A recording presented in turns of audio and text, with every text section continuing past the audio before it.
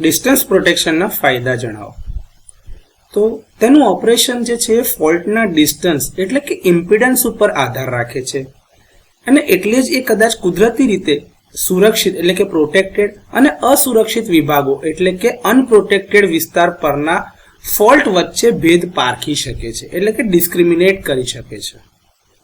હવે primary zone એટલે કે ઝોન 1 જે છે એ લગભગ ઇન્સ્ટન્ટેનિયસ એટલે કે તાત્કાલિક કાર્ય કરે છે, જે સિસ્ટમની સ્ટેબિલિટીમાં સુધારો કરે છે અને નુકસાન ઓછું કરે છે એટલે કે ઘટાડે છે.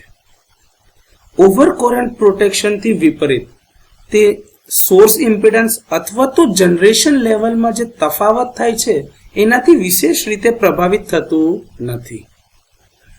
મીડિયમ અને લાંબા એક્સ્ટ્રા હાઈ વોલ્ટેજ અથવા તો ultra high voltage transmission line માટે ખૂબ જ અસરકારક અને વ્યાપકપણે ઉપયોગમાં લેવાય છે.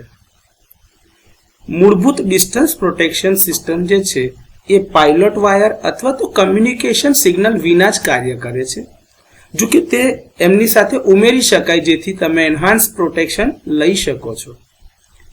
આજુબાજુના જે જોડાયેલા લાઇન સેક્શન હોય છે એ ઝોન 2 અને ઝોન 3 દ્વારા બેકઅપ પ્રોટેક્શન પૂરું પાડી શકે છે એટલે કે બેકઅપ સુરક્ષા પૂરી પાડે છે.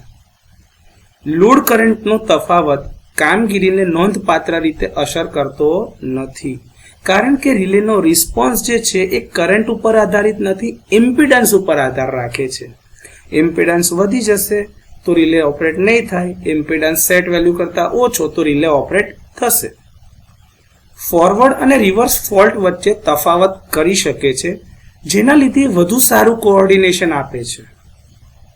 ફેસ ટુ ફેસ ફોલ્ટ અને ફેસ ટુ અર્થ ફોલ્ટ માટે તમે અલગ અલગ મેઝરિંગ એલિમેન્ટ એટલે કે માપન એલિમેન્ટનો ઉપયોગ કરી શકો છો.